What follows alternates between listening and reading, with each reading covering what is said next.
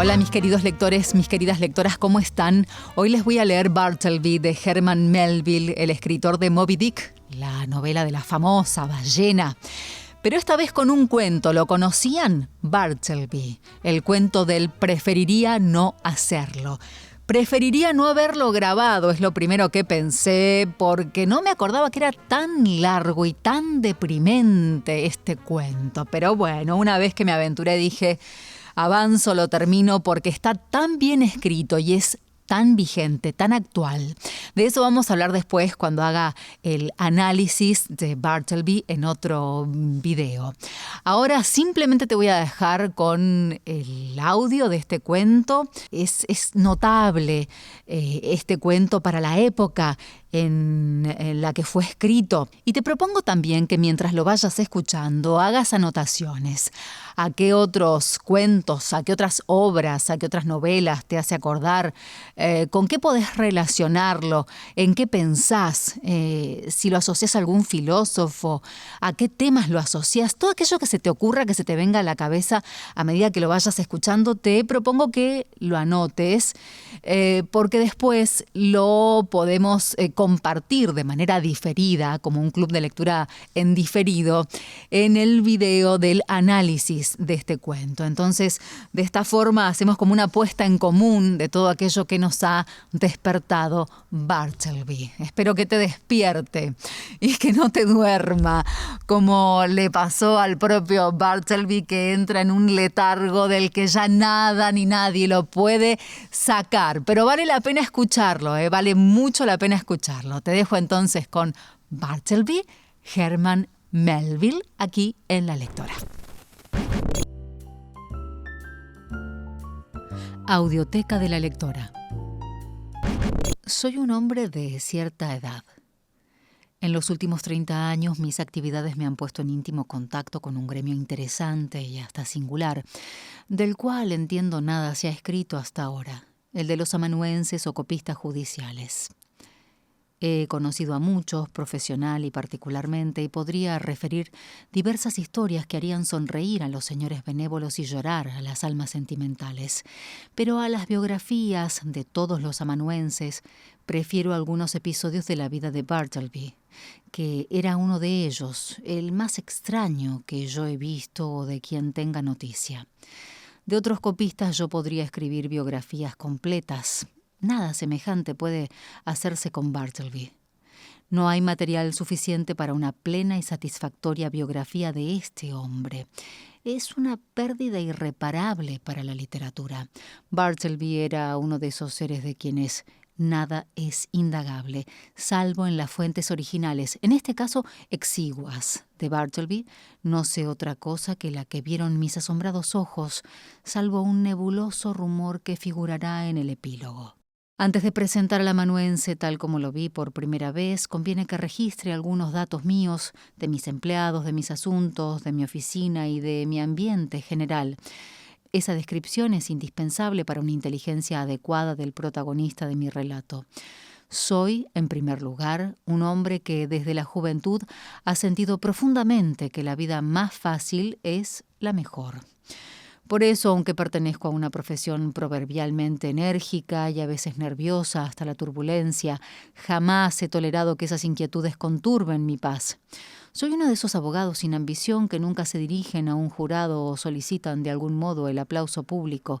En la serena tranquilidad de un cómodo retiro realizo cómodos asuntos entre las hipotecas de personas adineradas, títulos de renta y acciones. Cuantos me conocen considéranme un hombre eminentemente seguro. El finado Juan Jacobo Astor, personaje muy poco dado a poéticos entusiasmos, no titubeaba en declarar que mi primera virtud era la prudencia, la segunda, el método. No lo digo por vanidad, pero registro el hecho de que mis servicios profesionales no eran desdeñados por el finado Juan Jacobo Astor, nombre que reconozco me gusta repetir porque tiene un sonido orbicular y tintinea como el oro acuñado. Espontáneamente agregaré que yo no era insensible a la buena opinión del finado Juan Jacobo Astor. Poco antes de la historia que narraré, mis actividades habían aumentado en forma considerable. Había sido nombrado para el cargo, ahora suprimido en el estado de Nueva York, de agregado a la Suprema Corte. No era un empleo difícil, pero sí muy agradablemente remunerativo. Raras veces me encojo, raras veces me permito una indignación peligrosa ante las injusticias y los abusos, pero ahora me permitiré ser temerario y declarar que considero la súbita y violenta supresión del cargo de agregado por la nueva Constitución como un acto prematuro, pues yo tenía por descontado hacer de sus gajes una renta vitalicia y solo percibí los de algunos años. Pero esto es al margen. Mis oficinas ocupaban un piso alto en el número X de Wall Street. Por un lado daban a la pared blanqueada de un espacioso tubo de aire cubierto por una claraboya y que abarcaba todos los pisos.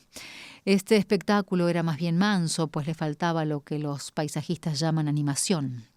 Aunque así fuera, la vista del otro lado ofrecía por lo menos un contraste.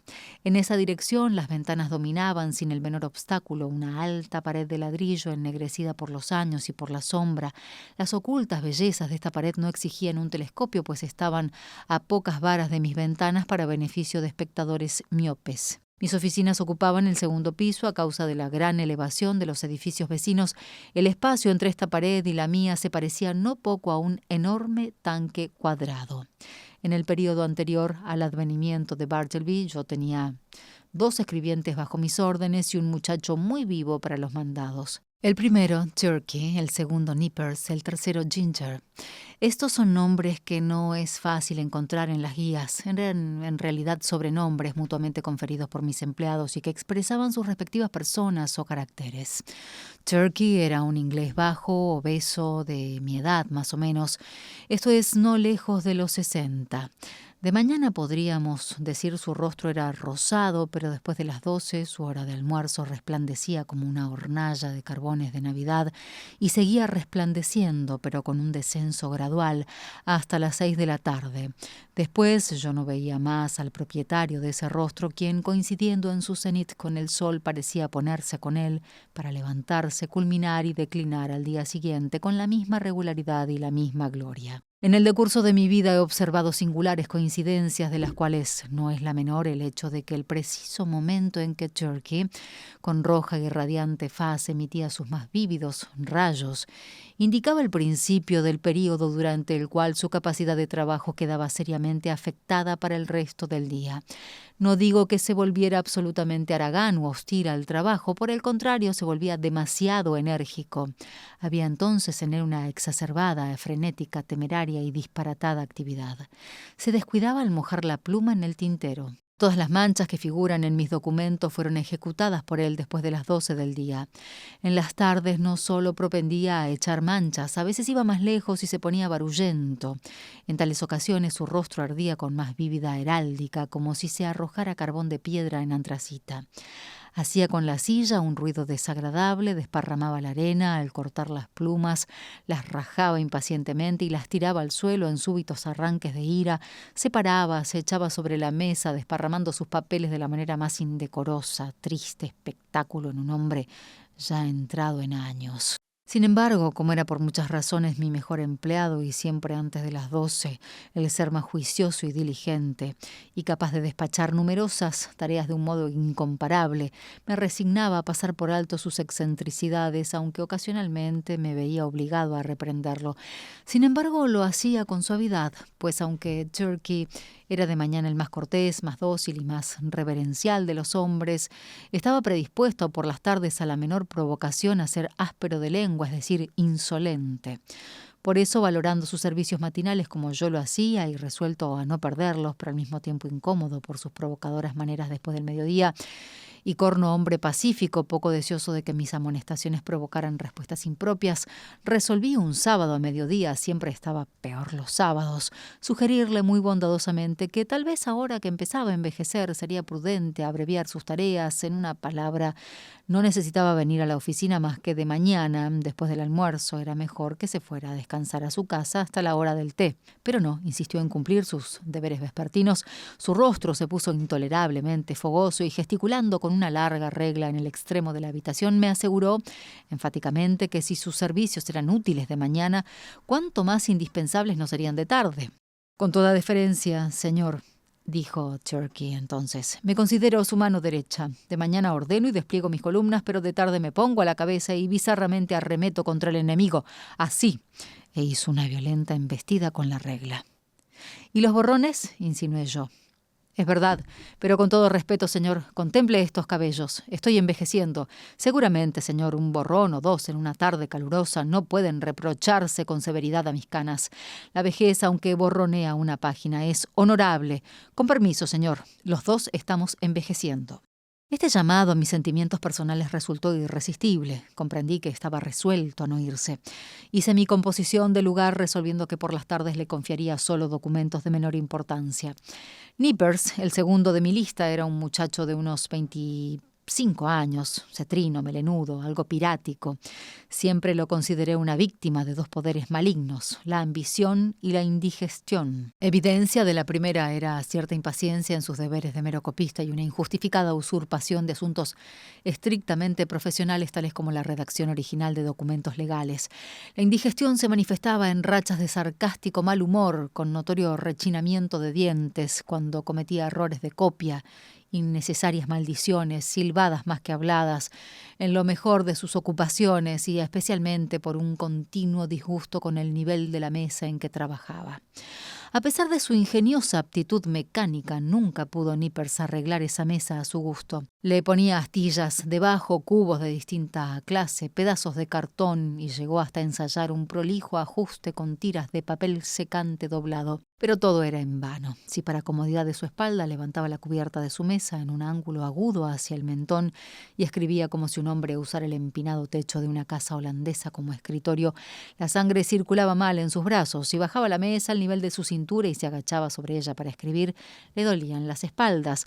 La verdad es que Nippers no sabía lo que quería, o si algo quería era verse libre para siempre de una mesa de copista. Entre las manifestaciones de su ambición enfermiza tenía la pasión de recibir a ciertos tipos de apariencia ambigua y trajes rotosos a los que llamaba a sus clientes. Comprendí que no solo le interesaba la política parroquial. A veces hacía sus negocitos en los juzgados y no era desconocido en las antesalas de la cárcel.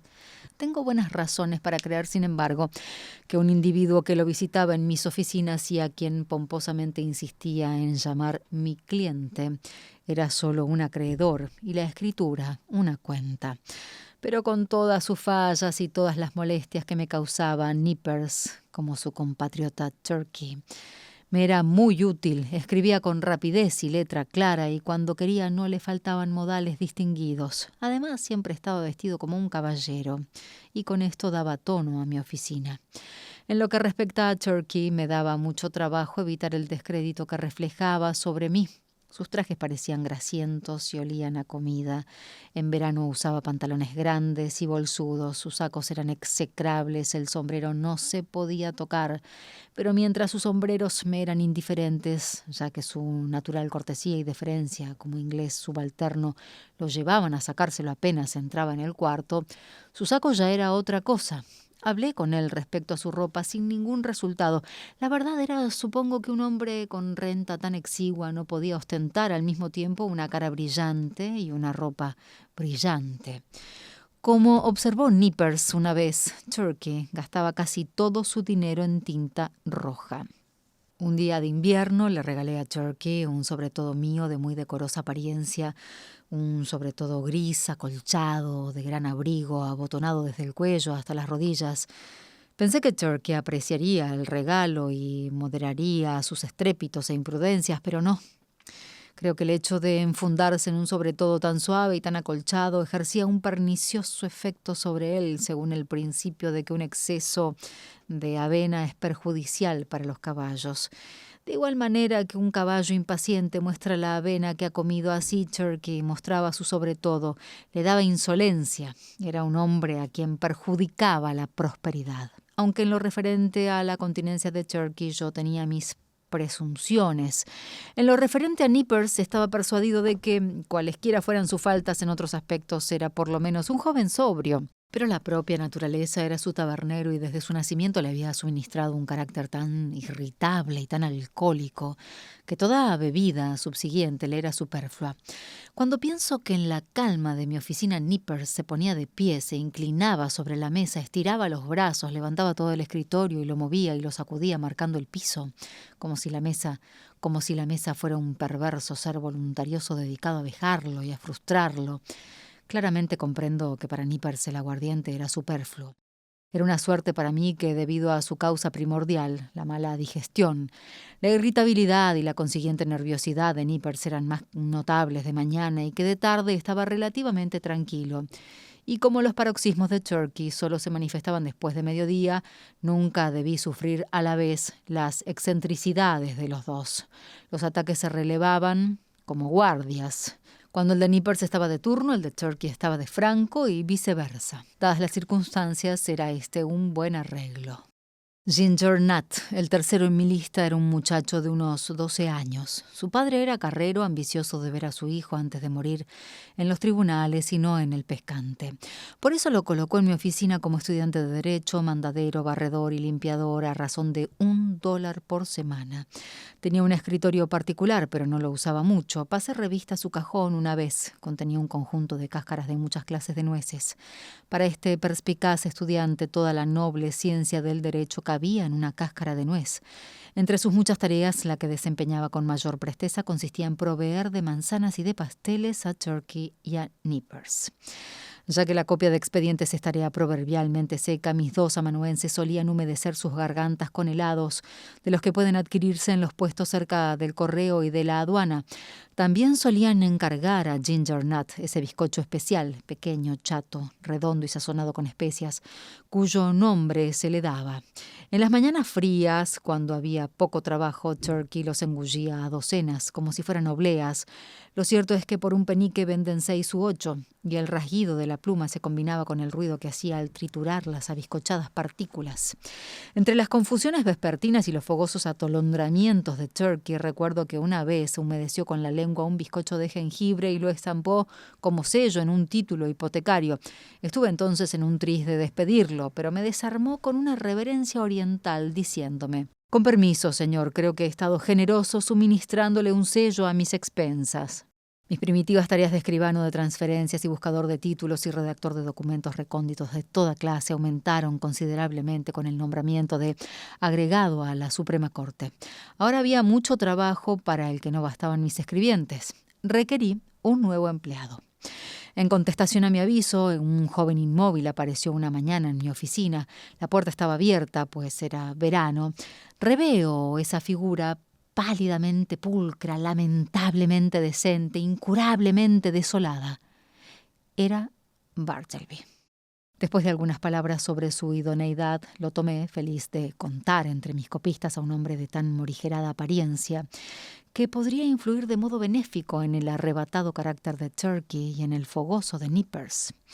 Yo hubiera debido decir que una puerta vidriera dividía en 2 partes mis escritorios, una ocupada por mis amanuenses, la otra por mí. Según mi humor, las puertas estaban abiertas o cerradas. Resolví colocar a Bartleby en un rincón junto a la portada, pero de mi lado, para tener a mano a este hombre tranquilo en caso de cualquier tarea insignificante. Coloqué su escritorio junto a una ventanita en ese costado del cuarto que originariamente daba algunos patios traseros y muros de ladrillos, pero que ahora, debido a posteriores construcciones, aunque daba alguna luz, no tenía vista alguna. A 3 pies de los vidrios había una pared y la luz bajaba de muy arriba entre 2 altos edificios, como desde una pequeña abertura en una cúpula. Para que el arreglo fuera satisfactorio, conseguí un alto biombo verde que enteramente aislara a Bartleby de mi vista, dejándolo sin embargo al alcance de mi voz. Así, en cierto modo, se aunaban sociedad y retiro. Al principio Bartleby escribió extraordinariamente, como si hubiera padecido un ayuno de algo que copiar. Parecía hartarse con mis documentos. No se detenía para la digestión. Trabajaba día y noche, copiando a la luz del día y a la luz de las velas. Yo, encantado con su aplicación, me hubiera encantado aún más si él hubiera sido un trabajador alegre. Pero escribía silenciosa, pálida, mecánicamente. Una de las indispensables tareas del escribiente es verificar la fidelidad de la copia palabra por palabra. Cuando hay 2 o más amanuenses en una oficina se ayudan mutuamente en este examen, uno leyendo la copia, el otro siguiendo el original. Es un asunto cansador, insípido y letárgico. Comprendo que para temperamentos sanguíneos resultaría intolerable. Por ejemplo, no me imagino al ardoroso Byron sentado junto a Bartleby, resignado a cotejar un expediente de 500 páginas escritas con letra apretada.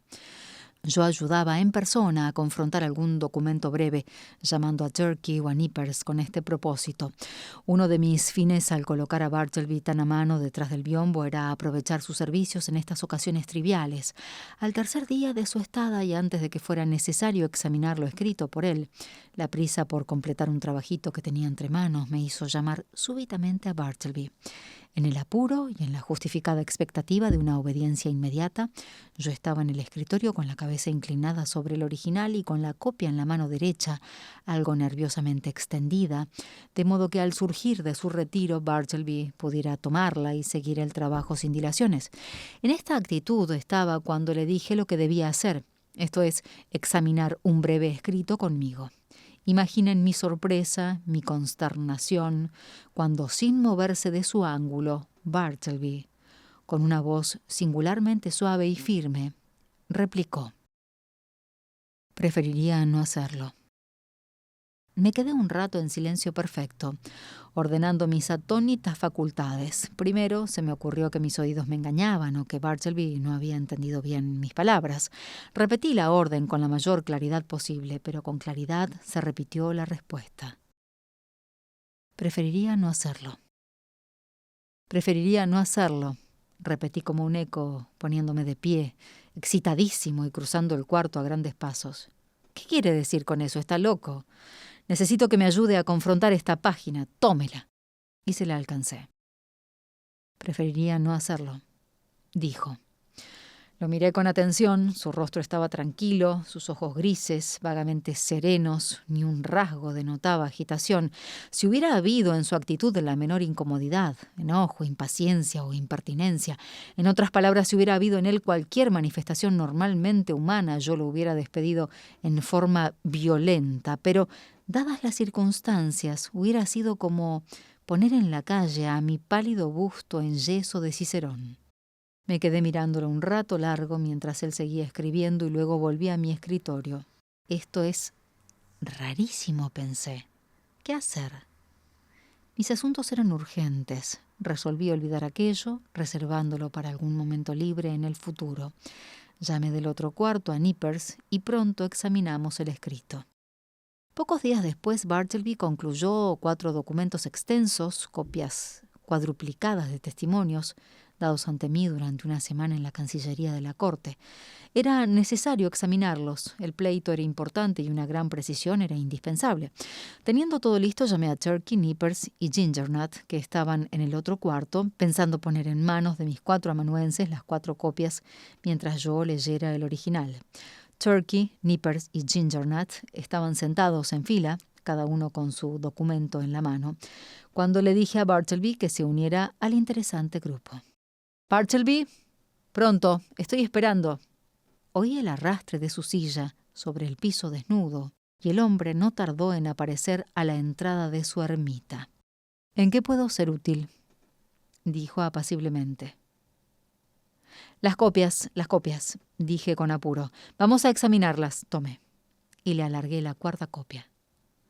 «Preferiría no hacerlo», dijo y dócilmente desapareció detrás de su biombo. Por algunos momentos me convertí en una estatua de sal, a la cabeza de mi columna de amanuenses sentados. Vuelto en mí, avancé hacia el biombo a indagar el motivo de esa extraordinaria conducta. «¿Por qué rehúsa?». «Preferiría no hacerlo». Con cualquier otro hombre me hubiera precipitado en un arranque de ira, desdeñando explicaciones y lo hubiera arrojado ignominiosamente de mi vista. Pero había algo en Bartleby que no solo me desarmaba singularmente, sino que de manera maravillosa me conmovía y desconcertaba. Me puse a razonar con él. Son sus propias copias las que estamos por confrontar. Esto le ahorrará trabajo, pues un examen bastará para sus 4 copias. Es la costumbre, todos los copistas están obligados a examinar su copia, ¿no es así? ¿No quiere hablar? Conteste. Prefiero no hacerlo, replicó melodiosamente. Me pareció que mientras me dirigía a él consideraba con cuidado cada aserto mío, que comprendía por entero el significado, que no podía contradecir la irresistible conclusión, pero que al mismo tiempo alguna suprema consideración lo inducía a contestar de ese modo. ¿Está resuelto entonces a no acceder a mi solicitud? ¿Solicitud hecha de acuerdo con la costumbre y el sentido común? Brevemente me dio a entender que en ese punto mi juicio era exacto. Sí, su decisión era irrevocable. No es raro que el hombre a quien contradicen de una manera insólita e irrazonable bruscamente descrea de su convicción más elemental. Empieza a vislumbrar vagamente que por extraordinario que parezca, toda la justicia y toda la razón están del otro lado. Si hay testigos imparciales, se vuelve a ellos para que de algún modo lo refuercen. Turkey, dije, ¿qué piensa de esto? ¿Tengo razón? Con todo respeto, señor, dijo Turkey en su tono más suave, creo que la tiene. Nippers, ¿qué piensa de esto? Yo lo echaría a puntapiés de la oficina. El sagaz lector habrá percibido que siendo mañana la contestación de Turkey estaba concebida en términos tranquilos y corteses y la de Nippers era malhumorada. O para repetir una frase anterior diremos que el mal humor de Nippers estaba de guardia y el de Turkey estaba de franco. Gingernut, dije ávido de obtener en mi favor el sufragio más mínimo. ¿Qué piensas de esto? Creo, señor, que está un poco chiflado, replicó Gingernut con una mueca burlona. Está oyendo lo que opinan, le dije, volviéndome al biombo. Salga y cumpla con su deber. No condescendió a contestar.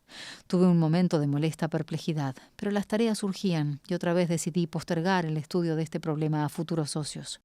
Con un poco de incomodidad llegamos a examinar los papeles sin Bartleby, aunque a cada página Turkey deferentemente daba su opinión de que este procedimiento no era correcto, mientras Nippers, retorciéndose en su silla con una nerviosidad dispéptica, trituraba entre sus dientes apretados intermitentes maldiciones silbadas contra el idiota testarudo de detrás del biombo. En cuanto a él, Nippers, esta era la primera y última vez que haría sin remuneración el trabajo de otro. Mientras tanto, Bartleby seguía en su ermita, ajeno a todo lo que no fuera su propia tarea. Pasaron algunos días en los que el amanuense tuvo que hacer otro largo trabajo. Su conducta extraordinaria me hizo vigilarlo estrechamente. Observé que jamás iba a almorzar, en realidad que jamás iba a ninguna parte. Jamás que yo supiera había estado ausente de la oficina. Era un centinela perpetuo en su rincón. Noté que a las 11 de la mañana Gingernut solía avanzar hasta la apertura del biombo como atraído por una señal silenciosa e invisible para mí. Luego salía de la oficina haciendo sonar unas monedas y reaparecía con un puñado de bizcochos de jengibre que entregaba en la ermita, recibiendo 2 de ellos como jornal. «Vive de bizcochos de jengibre», pensé. «No toma nunca lo que se llama un almuerzo. Debe ser vegetariano, pero no. Pues no toma ni legumbres, no come más que bizcochos de jengibre». Medité sobre los probables efectos de un exclusivo régimen de bizcochos de jengibre. Se llaman así porque el jengibre es uno de sus principales componentes y su principal sabor. Ahora bien, ¿qué es el jengibre? Una cosa cálida y picante. ¿Era Bartleby cálido y picante? Nada de eso. El jengibre entonces no ejercía efecto alguno sobre Bartleby. Probablemente él prefería que no lo ejerciera. Nada exaspera más a una persona seria que una resistencia pasiva. Si el individuo resistido no es inhumano y el individuo resistente es inofensivo en su pasividad, el primero, en sus mejores momentos, caritativamente procurará que su imaginación interprete lo que su entendimiento no puede resolver. Así me aconteció con Bartleby y sus manejos. Pobre hombre, pensé yo, no lo hace por maldad. Es evidente que no procede por insolencia. Su aspecto es suficiente prueba de lo involuntario de sus rarezas. Me es útil, puedo llevarme bien con él. Si lo despido, caerá con un patrón menos indulgente, será maltratado y tal vez llegará miserablemente a morirse de hambre. Sí, puedo adquirir a muy bajo precio la deleitosa sensación de amparar a Bartleby. Puedo adaptarme a su extraña terquedad. Ello me costará poquísimo o nada, y mientras atesoraré en el fondo de mi alma lo que finalmente será un dulce bocado para mi conciencia. Pero no siempre consideré así las cosas. La pasividad de Bartleby solía exasperarme. Me sentía aguijoneado extrañamente a chocar con él en un nuevo encuentro, a despertar en él una colérica chispa correspondiente a la mía. Pero hubiera sido lo mismo tratar de encender fuego golpeando con los nudillos de mi mano en un pedazo de jabón Windsor. Una tarde el impulso maligno me dominó y tuvo lugar la siguiente escena. «Bartleby», le dije, «cuando haya copiado todos esos documentos, los voy a revisar con usted». Preferiría no hacerlo. «¿Cómo? ¿Se propone persistir en ese capricho de mula?» Silencio. Abrí la puerta vidriera y dirigiéndome a Turkey y a Nippers, exclamé: «Bartleby dice por segunda vez que no examinará sus documentos. ¿Qué piensa de eso, Turkey?» Hay que recordar que era de tarde. Turkey resplandecía como una marmita de bronce, tenía empapada la calva, tamborileaba con las manos sobre sus papeles borroneados. «¿Qué pienso?», rugió Turkey. «Pienso que voy a meterme en el biombo y le voy a poner un ojo negro». Con estas palabras se puso de pie y estiró los brazos en una postura pugilística. Se disponía a hacer efectiva su promesa cuando lo detuve, arrepentido de haber despertado la belicosidad de Turkey después de almorzar. «Siéntese, Turkey», le dije, «y oiga lo que Nippers va a decir». «¿Qué piensa, Nippers? ¿No estaría plenamente justificado despedir de inmediato a Bartleby?» «Discúlpeme, esto tiene que decidirlo usted mismo. Creo que su conducta es insólita y ciertamente injusta hacia Turkey y hacia mí, pero puede tratarse de un capricho pasajero». «Ah», exclamé, «es raro ese cambio de opinión. Usted habla de él ahora con demasiada indulgencia». «¿Es la cerveza?», gritó Turkey. «Esa indulgencia es efecto de la cerveza. Nipper y yo almorzamos juntos. Ya ve qué indulgente estoy yo, señor. ¿Le pongo un ojo negro?» «Supongo que se refiere a Bartleby». «No, hoy no, Turkey», repliqué. «Por favor, baje esos puños». Cerré las puertas y volví a dirigirme a Bartleby. Tenía un nuevo incentivo para tentar mi suerte. Estaba deseando que volviera a revelarse. Recordé que Bartleby no abandonaba nunca la oficina. «Bartleby», le dije, «Ginger Nut ha salido. Cruce al correo, ¿quiere?» Era a 3 minutos de distancia. «Y vea si hay algo para mí». Preferiría no hacerlo. «¿No quiere ir?» Lo preferiría así. Pude llegar a mi escritorio y me sumí en profundas reflexiones. Volvió mi ciego impulso. ¿Habría alguna cosa capaz de procurarme otra ignominiosa repulsa de este necio tipo sin un cobre, mi dependiente asalariado? «Bartleby». Silencio. «Bartleby». Más fuerte. Silencio. «Bartleby», vociferé, como un verdadero fantasma cediendo a las leyes de una invocación mágica. Apareció al tercer llamado. «Vaya al otro cuarto y dígale a Nippers que venga». Preferiría no hacerlo, dijo con respetuosa lentitud, y desapareció mansamente. «Muy bien, Bartleby», dije con voz tranquila, aplomada y serenamente severa, insinuando el inalterable propósito de alguna terrible y pronta represalia. En ese momento proyectaba algo por el estilo, pero pensándolo bien y cómo se acercaba la hora de almorzar, me pareció mejor ponerme el sombrero y caminar hasta casa, sufriendo con mi perplejidad y mi preocupación. ¿Lo confesaré? Como resultado final quedó establecido en mi oficina que un pálido joven llamado Bartleby tenía ahí un escritorio que copiaba al precio corriente de 4 céntimos la hora. En ese momento proyectaba algo por el estilo, pero pensándolo bien y como se acercaba la hora de almorzar me pareció mejor ponerme el sombrero y caminar hasta casa sufriendo con mi perplejidad y mi preocupación. ¿Lo confesaré? Como resultado final quedó establecido en mi oficina que un pálido joven llamado Bartleby tenía ahí un escritorio que copiaba al precio corriente de 4 céntimos la hoja, 100 palabras, pero que estaba exento permanentemente de examinar su trabajo y que ese deber era transferido a Turkey y a Nippers, sin duda en gracia de su mayor agudeza. Ítem, el susodicho Bartleby no sería llamado a evacuar el más trivial encargo, y si se le pedía que lo hiciera se entendería que preferiría no hacerlo, en otras palabras, que rehusaría de modo terminante. Con el tiempo me sentí considerablemente reconciliado con Bartleby. Su aplicación, su falta de vicios, su laboriosidad incesante, salvo cuando se perdía en un sueño detrás del biombo, su gran calma, su ecuánime conducta en todo momento hacían de él una valiosa adquisición. En primer lugar, siempre estaba ahí. El primero por la mañana, durante todo el día, y el último por la noche.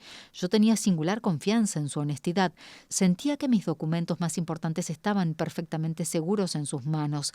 A veces, muy a pesar mío, no podía evitar el caer en espasmódicas cóleras contra él, pues era muy difícil no olvidar nunca esas raras peculiaridades, privilegios y excepciones inauditas que formaban las tácitas condiciones bajo las cuales Bartleby seguía en la oficina. A veces, en la ansiedad de despachar asuntos urgentes, distraídamente pedía a Bartleby, en breve y rápido tono, poner el dedo, digamos, en el nudo incipiente de un cordón colorado con el que estaba atando unos papeles.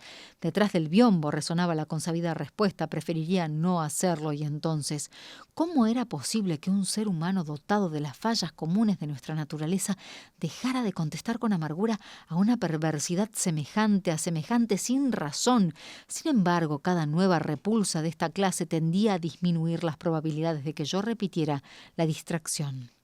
Debo decir que, según la costumbre de muchos hombres de ley con oficinas en edificios densamente habitados, la puerta tenía varias llaves. Una la guardaba una mujer que vivía en la buhardilla, que hacía una limpieza a fondo una vez por semana y diariamente barría y sacudía el departamento. Turkey tenía otra, la tercera yo solía llevarla en mi bolsillo y la cuarta no sé quién la tenía. Ahora bien, un domingo de mañana se me ocurrió ir a la iglesia de la Trinidad a oír un famoso predicador, y como era un poco temprano, pensé pasar un momento a mi oficina. Felizmente llevaba mi llave, pero al meterla en la cerradura encontré resistencia por la parte interior.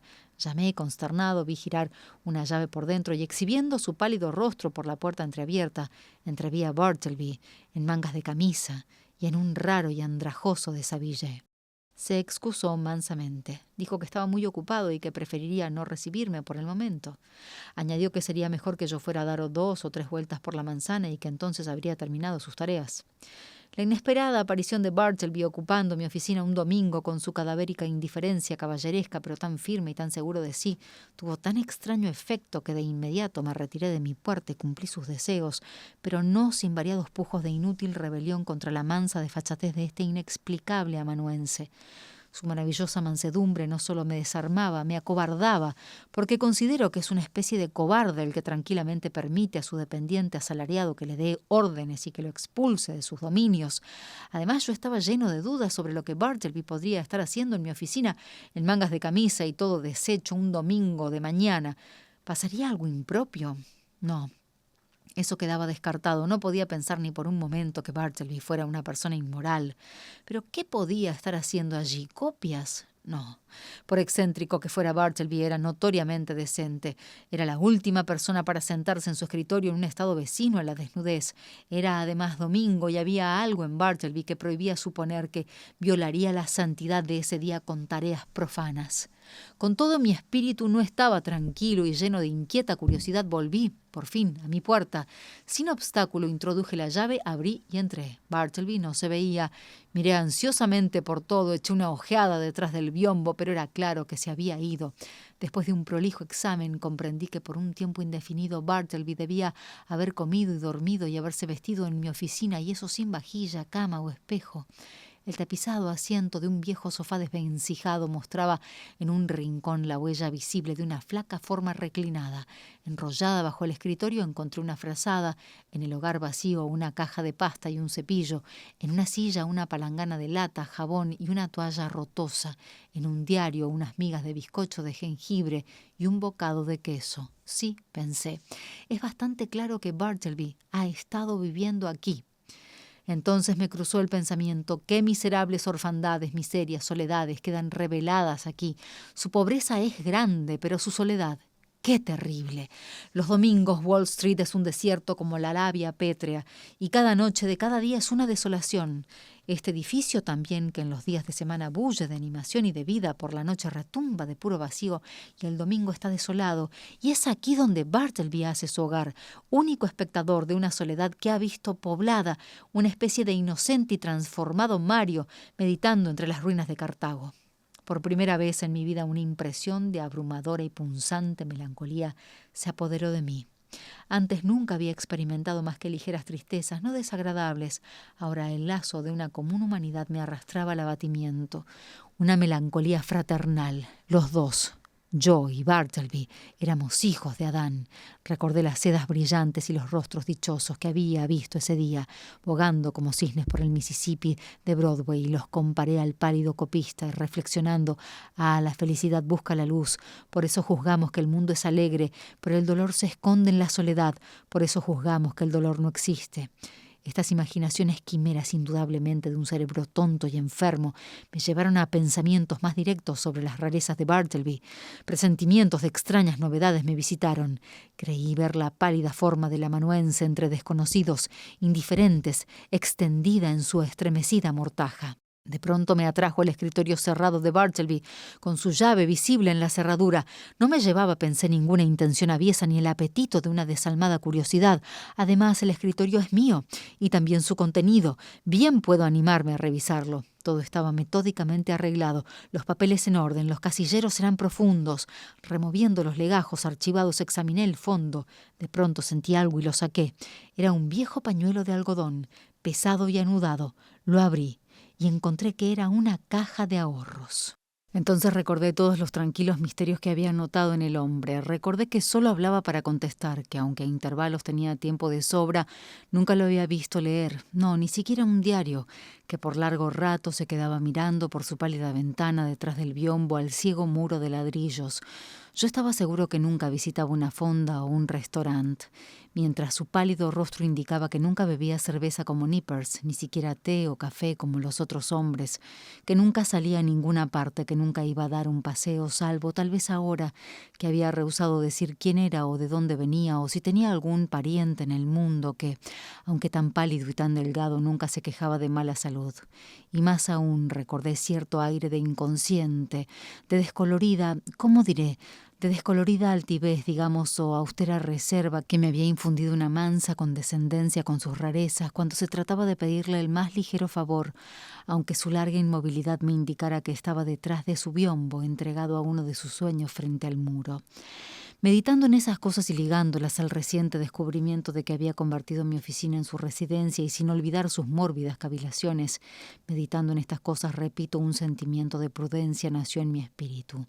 Mis primeras reacciones habían sido de pura melancolía y lástima sincera, pero a medida que la desolación de Bartleby se agrandaba en mi imaginación, esa melancolía se convirtió en miedo, esa lástima en repulsión. Tan cierto es, y a la vez tan terrible, que hasta cierto punto el pensamiento o el espectáculo de la pena atraen nuestros mejores sentimientos, pero algunos casos especiales no van más allá. Se equivocan quienes afirman que esto se debe al natural egoísmo del corazón humano. Más bien proviene de cierta desesperanza de remediar un mal orgánico y excesivo.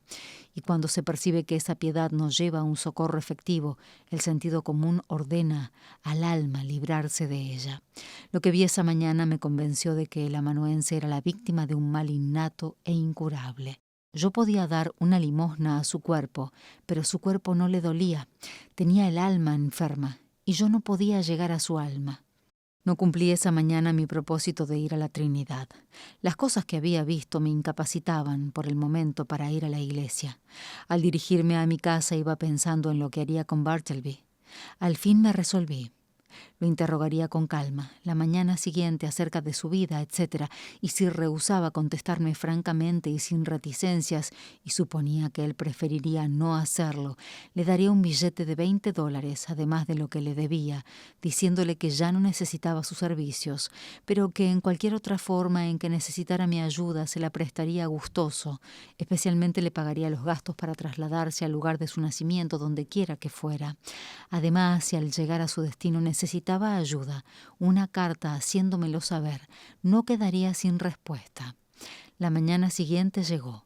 «Bartleby», dije, llamándolo comedidamente. Silencio. «Bartleby», dije en tono aún más suave, «venga, no le voy a pedir que haga nada que usted preferiría no hacer. Solo quiero conversar con usted». Con esto, se me acercó silenciosamente. «¿Quiere decirme, Bartleby, dónde ha nacido?». Preferiría no hacerlo. ¿Quiere contarme algo de usted? Preferiría no hacerlo. Pero, ¿qué objeción razonable puede tener para no hablar conmigo? Yo quisiera ser un amigo. Mientras yo hablaba no me miró. Tenía los ojos fijos en el busto de Cicerón, que estaba justo detrás de mí, a unas 6 pulgadas sobre mi cabeza. ¿Cuál es su respuesta, Bartleby? Le pregunté después de esperar un buen rato, durante el cual su actitud era estática, notándose apenas un levísimo temblor en sus labios descoloridos. Por ahora preferiría no contestar, dijo y se retiró a su ermita. Tal vez fui débil, lo confieso, pero su actitud en esta ocasión me irritó. No solo parecía acechar en ella cierto desdén tranquilo, su terquedad resultaba desagradecida si se considera el indiscutible buen trato y la indulgencia que había recibido de mi parte. De nuevo me quedé pensando qué haría, aunque me irritaba su proceder, aunque al entrar en la oficina yo estaba resuelto a despedirlo. Un sentimiento supersticioso golpeó en mi corazón y me prohibió cumplir mi propósito, y me dijo que yo sería un canalla si me atrevía a murmurar una palabra dura contra el más triste de los hombres. Al fin, colocando familiarmente mi silla detrás de su biombo, me senté y le dije: dejemos de lado su historia, Bartleby, pero permítame suplicarle amistosamente que observe en lo posible las costumbres de esta oficina. Prométame que mañana o pasado ayudará a examinar documentos. Prométame que dentro de un par de días se volverá un poco razonable. ¿Verdad, Bartleby? Por ahora prefiero no ser un poco razonable, fue su mansa y cadavérica respuesta. En ese momento se abrió la puerta vidriera y Nippers se acercó. Parecía víctima contra la costumbre de una mala noche producida por una indigestión más severa que las de costumbre. Oyó las últimas palabras de Bartleby. ¿Prefiere no ser razonable?, gritó Nippers. Yo le daría preferencias si fuera usted, señor. ¿Qué es, señor, lo que ahora prefiere no hacer? Bartleby no movió ni un dedo. Señor Nippers, le dije, prefiero que por el momento usted se retire. No sé cómo últimamente yo había contraído la costumbre de usar la palabra preferir. Temblé pensando que mi relación con el amanuense ya hubiera afectado seriamente mi estado mental. ¿Qué otra y quizá más honda aberración podría traerme? Este recelo había influido en mi determinación de emplear medidas sumarias. Mientras Nippers, agrio y malhumorado, desaparecía, Turkey apareció obsequioso y deferente. Con todo respeto, señor, dijo, ayer estuve meditando sobre Bartleby y pienso que si él prefiriera tomar a diario un cuarto de buena cerveza, le haría mucho bien y lo habilitaría a prestar ayuda en el examen de documentos. Parece que usted también ha adoptado la palabra, dije, ligeramente excitado. Con todo respeto, ¿qué palabra, señor?, preguntó Turkey, apretándose respetuosamente en el estrecho espacio detrás del biombo y obligándome, al hacerlo, a empujar al amanuense. ¿Qué palabra, señor? Preferiría quedarme aquí solo, dijo Bartleby, como si lo ofendiera el verse atropellado en su retiro. Esa es la palabra, Turkey. Esa es. Ah, preferir. Ah, sí, curiosa palabra. Yo nunca la uso, pero, señor, como iba diciendo, si prefiriera... Turkey, interrumpí. Retírese, por favor. Ciertamente, señor, si usted lo prefiere.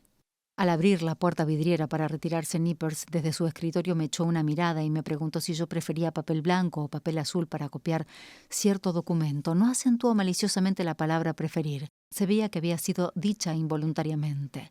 Reflexioné que era mi deber deshacerme de un demente que ya, en cierto modo, había influido en mi lengua y quizá en mi cabeza y en la de mis dependientes. Pero juzgué prudente no hacerlo de inmediato.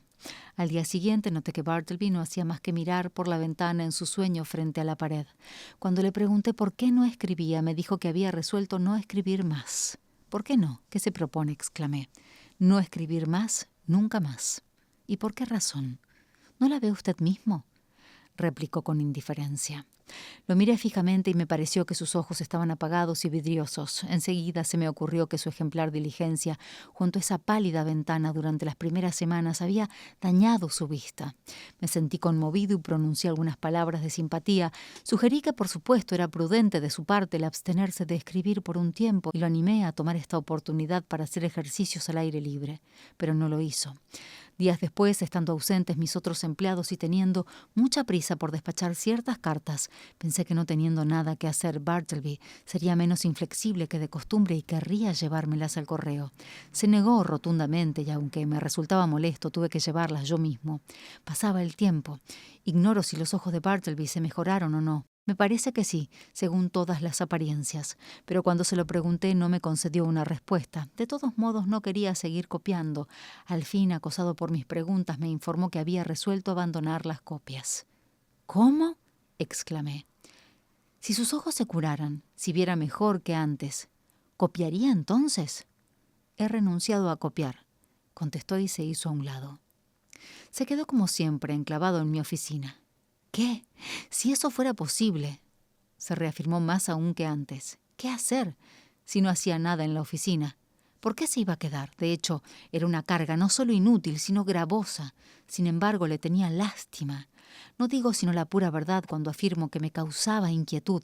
Si hubiese nombrado a algún pariente o amigo, yo le hubiera escrito instalándolo a llevar al pobre hombre a un retiro adecuado, pero parecía solo, absolutamente solo en el universo, algo como un despojo en mitad del océano Atlántico a la larga. Necesidades relacionadas con mis asuntos prevalecieron sobre toda consideración. Lo más bondadosamente posible, le dije a Bartleby que en 6 días debía dejar la oficina. Le aconsejé tomar medidas en ese intervalo para procurarse una nueva morada. Le ofrecí ayudarlo en este empeño si él personalmente daba el primer paso para la mudanza. Y cuando usted se vaya del todo, Bartleby, añadí, velaré para que no salga completamente desamparado. Recuerde, dentro de 6 días. Al expirar el plazo espié detrás del biombo. Ahí estaba Bartleby. Me abotoné el abrigo, me paré firme, avancé lentamente hasta tocarle el hombro y le dije, el momento ha llegado. Debe abandonar este lugar. Lo siento por usted, aquí tiene dinero, debe irse. Preferiría no hacerlo, replicó, siempre dándome la espalda. Pero usted debe irse. Silencio. Yo tenía una ilimitada confianza en su honradez. Con frecuencia me había devuelto peniques y chelines que yo había dejado caer en el suelo porque soy muy descuidado con esas pequeñeces. Las providencias que adopté no se considerarán, pues, extraordinarias. Bartleby, le dije, le debo $12. Aquí tiene 32. Esos 20 son suyos. ¿Quiere tomarlos? Y le alcancé los billetes. Pero ni se movió. Los dejaré aquí entonces y los puse sobre la mesa bajo un pisapapeles. Tomando mi sombrero y mi bastón me dirigí a la puerta y volviéndome tranquilamente añadí. Cuando haya sacado sus cosas de la oficina, Bartleby, usted por supuesto cerrará con llave la puerta ya que todos se han ido y por favor deje la llave bajo el felpudo para que yo la encuentre mañana. No nos veremos más. Adiós. Si más adelante en su nuevo domicilio puedo serle útil, no deje de escribirme. Adiós, Bartleby, y que le vaya bien. No contestó ni una palabra. Como la última columna de un templo en ruinas, quedó mudo y solitario en medio del cuarto desierto.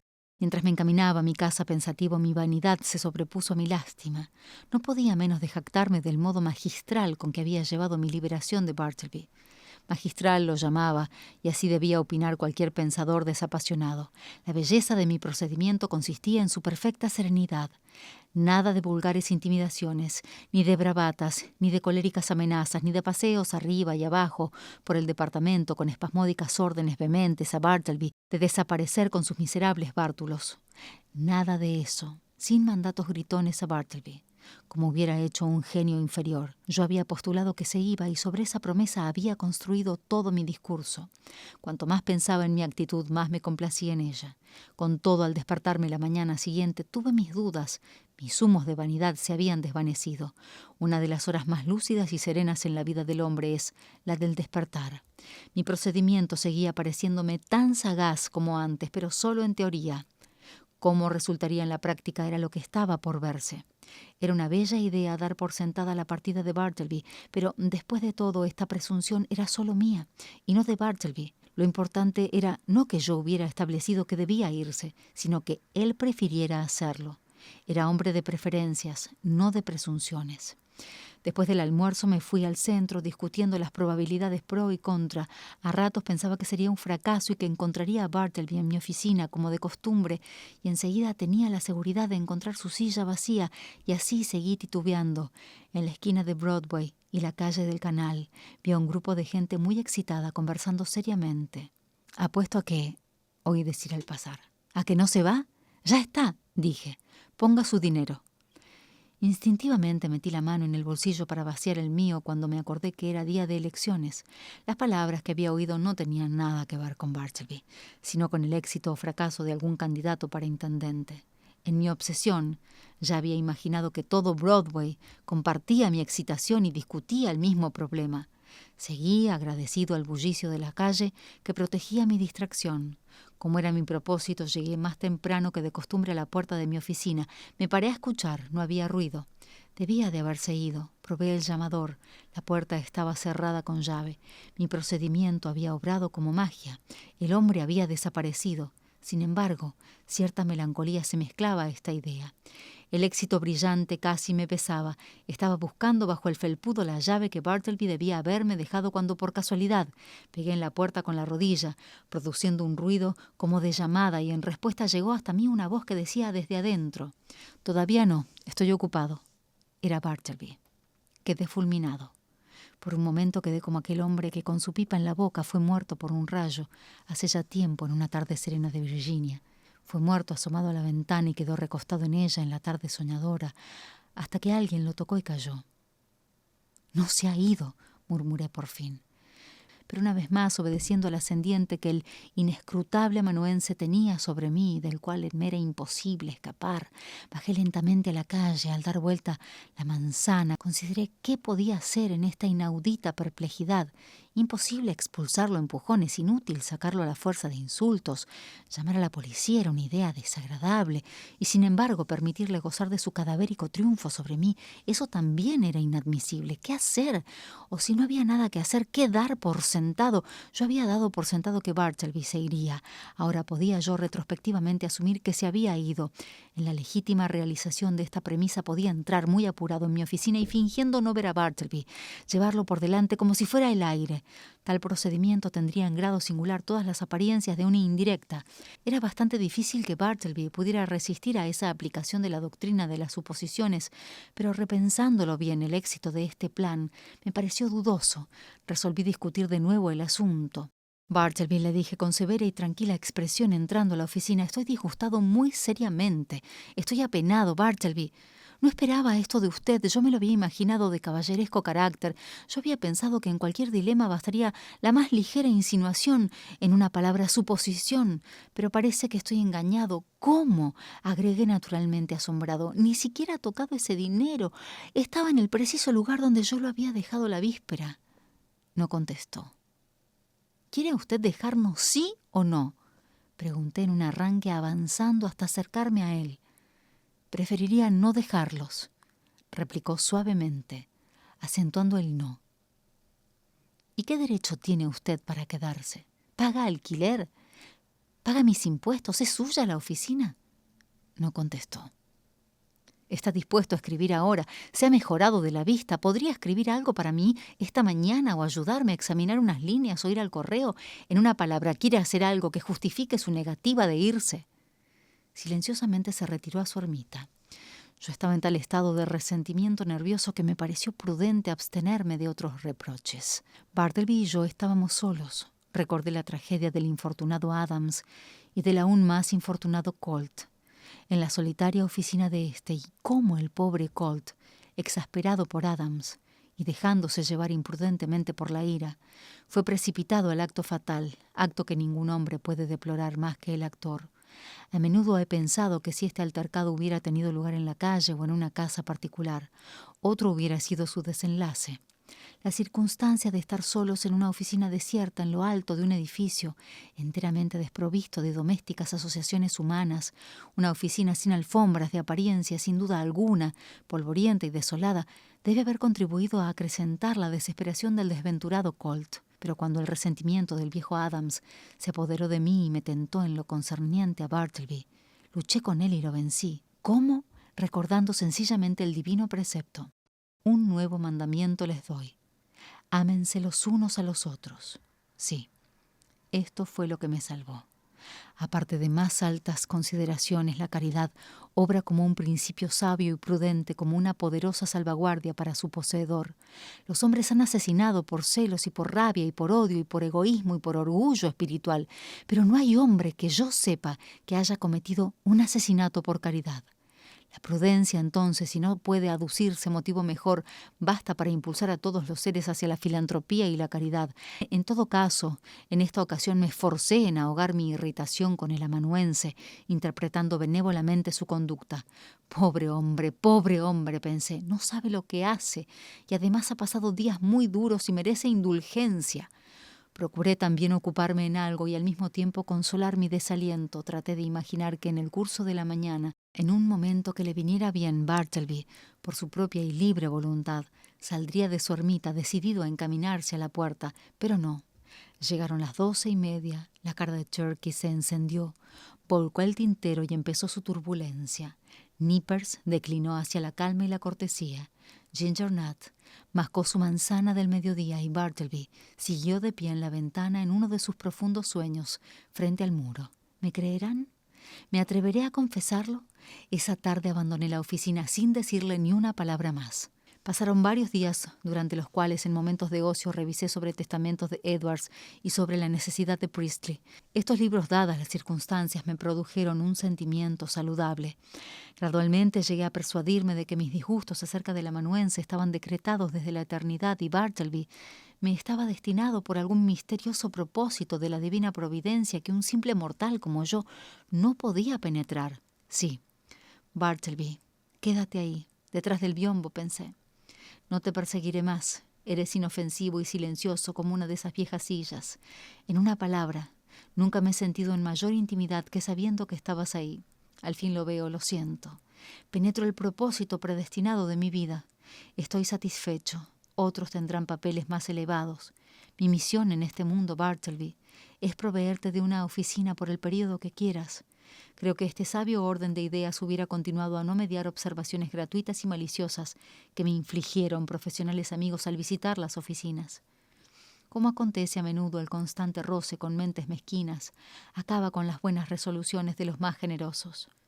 Pensándolo bien, no me asombra que a las personas que entraban a mi oficina les impresionara el peculiar aspecto del inexplicable Bartleby y se vieran tentadas de formular alguna siniestra observación. A veces un procurador visitaba la oficina y, encontrando solo al amanuense, trataba de obtener de él algún dato preciso sobre mi paradero, sin prestarle atención. Bartleby seguía inconmovible en medio del cuarto. El procurador, después de contemplarlo un rato, se despedía tan ignorante como había venido.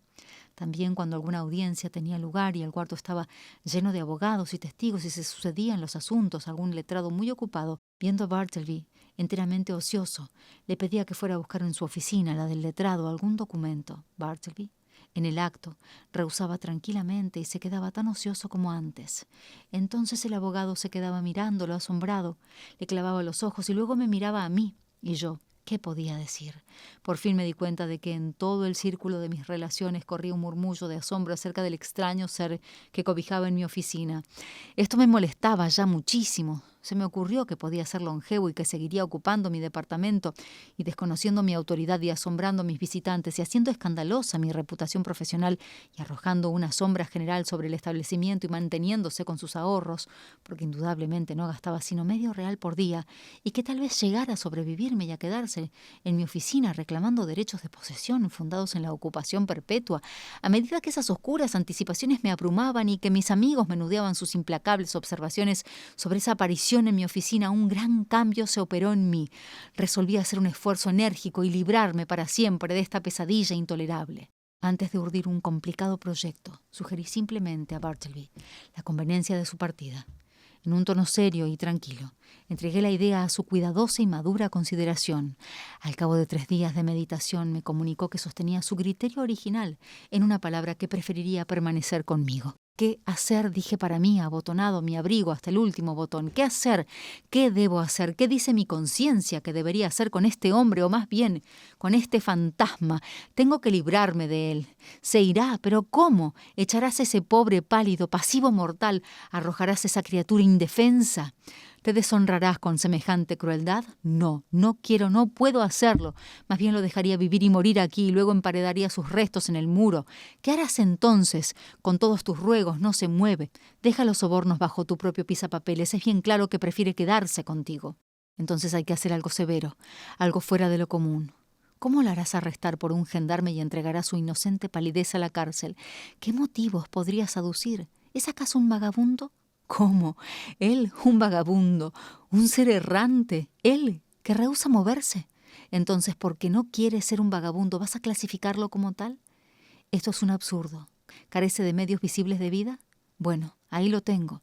Otra equivocación. Indudablemente vive y esta es la única prueba incontestable de que tiene medios de vida. No hay nada que hacer entonces, ya que él no quiere dejarme, yo tendré que dejarlo. Mudaré mi oficina, me mudaré a otra parte y le notificaré que si lo encuentro en mi nuevo domicilio, procederé contra él, como contra un vulgar intruso. Al día siguiente le dije: estas oficinas están demasiado lejos de la municipalidad. El aire es malsano. En una palabra, tengo el proyecto de mudarme la semana próxima y ya no requeriré sus servicios. Se lo comunico ahora, para que pueda buscar otro empleo. No contestó y no se dijo nada más. En el día señalado, contraté carros y hombres, me dirigí a mis oficinas y teniendo pocos muebles, todo fue llevado en pocas horas. Durante la mudanza el amanuense quedó atrás del biombo, que ordené fuera lo último en sacarse. Lo retiraron, lo doblaron como un enorme pliego. Bartleby quedó inmóvil en el cuarto desnudo. Me detuve en la entrada observándolo un momento, mientras algo dentro de mí me reconvenía. Volví a entrar con la mano en el bolsillo y mi corazón en la boca. Adiós, Bartleby. Me voy. Adiós. Y que Dios lo bendiga de algún modo y tome esto. Deslicé algo en su mano, pero él lo dejó caer al suelo y entonces, raro es decirlo, me arranqué dolorosamente de quien tanto había deseado librarme. Establecido en mi oficina, por 1 o 2 días mantuve la puerta con llave, sobresaltándome cada pisada en los corredores. Cuando volvía, después de cualquier salida, me detenía en el umbral un instante y escuchaba atentamente al introducir la llave. Pero mis temores eran vanos. Bartleby nunca volvió. Pensé que todo iba bien cuando un señor muy preocupado me visitó, averiguando si yo era el último inquilino de las oficinas en el número X de Wall Street. Lleno de aprensiones contesté que sí. Entonces, señor, dijo el desconocido, que resultó ser un abogado, usted es responsable por el hombre que ha dejado allí. Se niega a hacer copias, se niega a hacer todo. Dice que prefiere no hacerlo y se niega a abandonar el establecimiento. Lo siento mucho, señor, le dije con aparente tranquilidad, pero con un temblor interior. Pero el hombre al que usted alude no es nada mío, no es un pariente o un meritorio, para que usted quiera hacerme responsable. En nombre de Dios, ¿quién es? Con toda sinceridad no puedo informarlo, yo no sé nada de él. Anteriormente lo tomé como copista, pero hace bastante tiempo que no trabaja para mí. Entonces lo arreglaré. Buenos días, señor.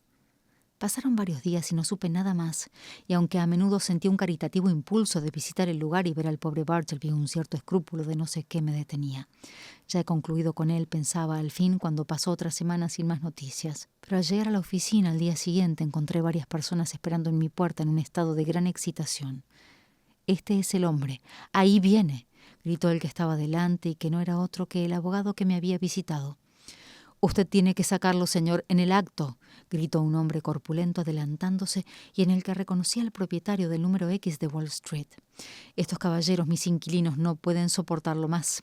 El señor B», señalando al abogado, «lo ha echado de su oficina y ahora persiste en ocupar todo el edificio, sentándose de día en los pasamanos de la escalera y durmiendo a la entrada de noche. Todos están inquietos, los clientes abandonan las oficinas, hay temores de un tumulto, usted tiene que hacer algo inmediatamente». Horrorizado ante este torrente, retrocedí y hubiera querido encerrarme con llave en mi nuevo domicilio. En vano. Yo era la última persona relacionada con él y nadie quería olvidar esa circunstancia.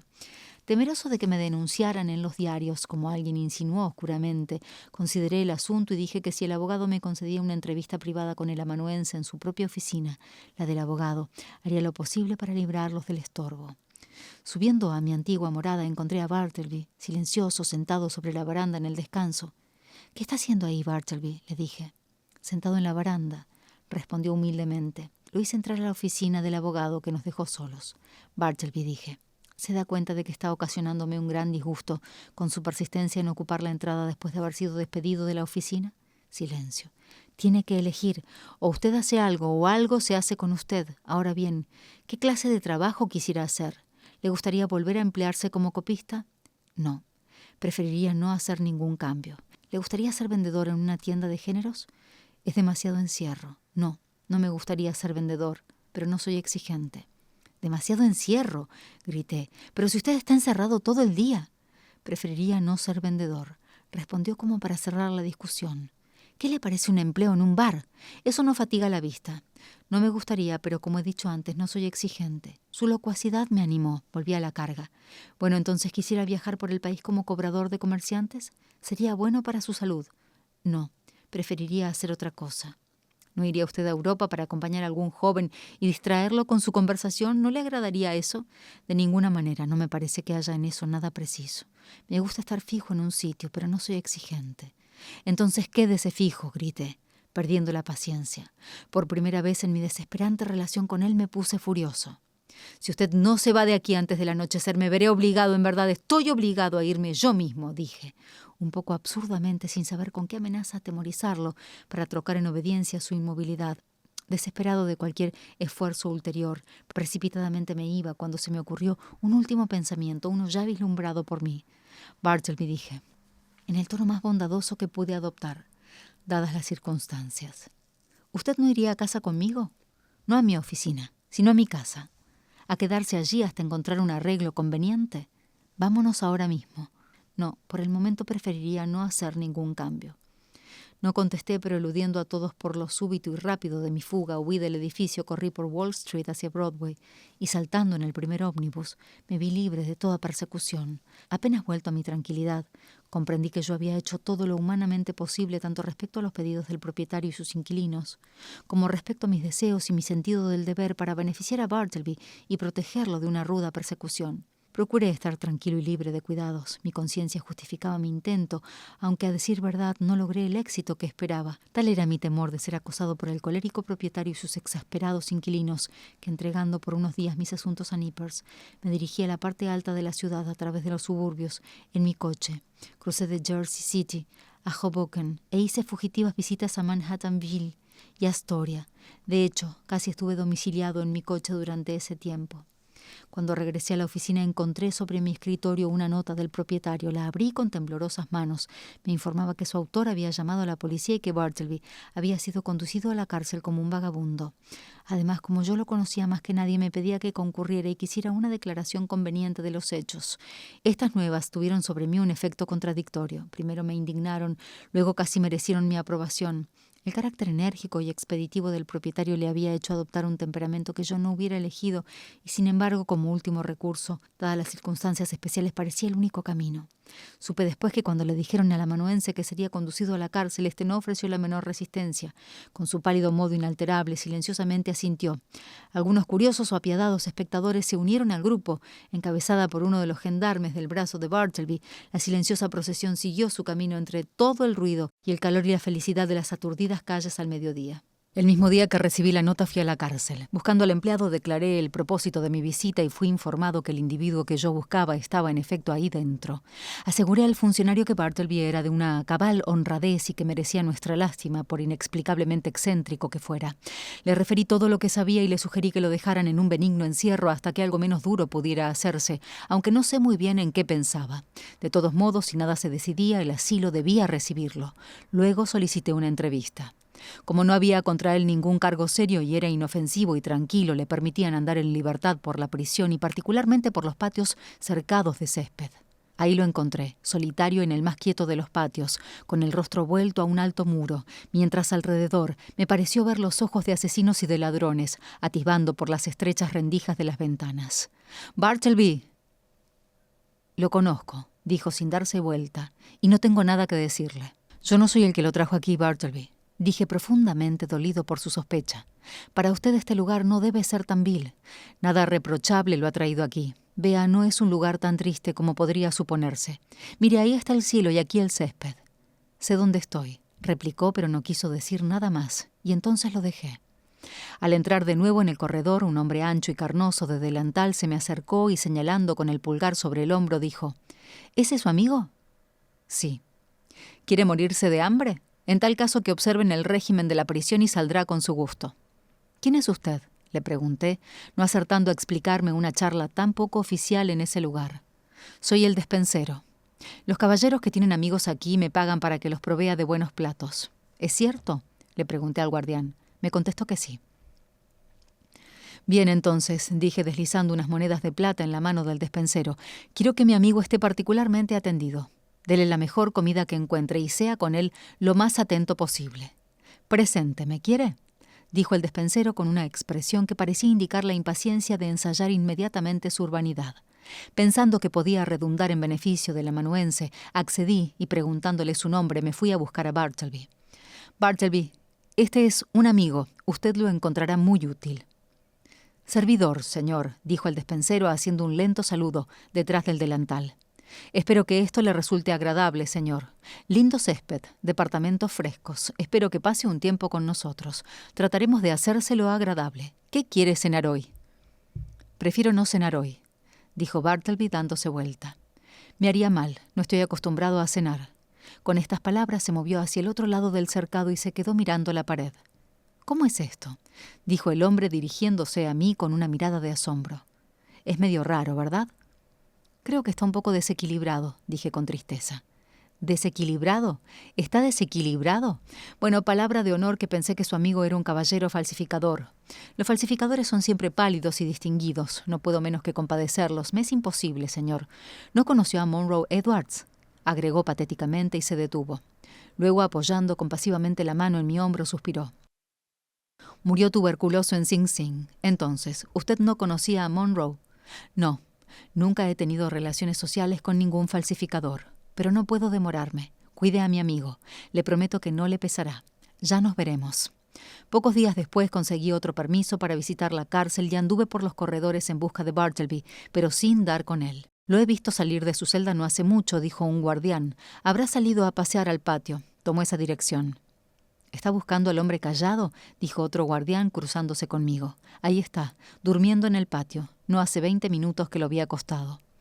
El patio estaba completamente tranquilo. A los presos comunes les estaba vedado el acceso. Los muros que lo rodeaban de asombroso espesor excluían todo ruido. El carácter egipcio de la arquitectura me abrumó con su tristeza, pero a mis pies crecía un suave césped cautivo. Era como si en el corazón de las eternas pirámides, por una extraña magia, hubiese brotado de las grietas una semilla arrojada por los pájaros. Extrañamente acurrucado al pie del muro, con las rodillas levantadas de lado, con la cabeza tocando las piedras frías, vi al consumido Bartleby, pero no se movió. Me detuve. Luego me acerqué, me incliné y vi que sus vagos ojos estaban abiertos. Por lo demás, parecía profundamente dormido. Algo me impulsó a tocarlo. Al sentir su mano, un escalofrío me corrió por el brazo y por la médula hasta los pies. La redonda cara del despensero me interrogó. «Su comida está pronta. ¿No querrá comer hoy tampoco? ¿O vive sin comer?» «Vive sin comer», dije yo y le cerré los ojos. Está dormido, ¿verdad? «Con reyes y consejeros», dije yo. Creo que no hay necesidad de proseguir esta historia. La imaginación puede suplir fácilmente el pobre relato del entierro de Bartleby. Pero antes de despedirme del lector, quiero advertirle que si esta narración ha logrado interesarle lo bastante para despertar su curiosidad sobre quién era Bartleby y qué vida llevaba antes de que el narrador trabara conocimiento con él, solo puedo decirle que comparto esa curiosidad, pero que no puedo satisfacerla. No sé si debo divulgar un pequeño rumor que llegó a mis oídos meses después del fallecimiento del amanuense. No puedo afirmar su fundamento, ni puedo decir qué verdad tenía, pero como este vago rumor no ha carecido de interés para mí, aunque es triste, puede también interesar a otros. El rumor es este, que Bartleby había sido un empleado subalterno en la oficina de cartas muertas de Washington, del que fue bruscamente despedido por un cambio en la administración. Cuando pienso en este rumor, apenas puedo expresar la emoción que me embargó. Cartas muertas, ¿no se parece a hombres muertos? Conciban un hombre por naturaleza y por desdicha propenso a una pálida desesperanza. ¿Qué ejercicio puede aumentar esa desesperanza como el de manejar continuamente esas cartas muertas y clasificarlas para las llamas? pues a carradas las queman todos los años. A veces el pálido funcionario saca de los dobleces del papel un anillo, el dedo al que iba destinado tal vez ya se corrompe en la tumba, un billete de banco remitido en urgente caridad a quien ya no come, ni puede ya sentir hambre, perdón para quienes murieron desesperados, esperanza para los que murieron sin esperanza, buenas noticias para quienes murieron sofocados por insoportables calamidades, con mensajes de vida, estas cartas se apresuran hacia la muerte. Oh, Bartleby, oh, humanidad. Bartleby, el escribiente, una historia de Wall Street. Herman Melville, publicada en Putnam Magazine en 1853.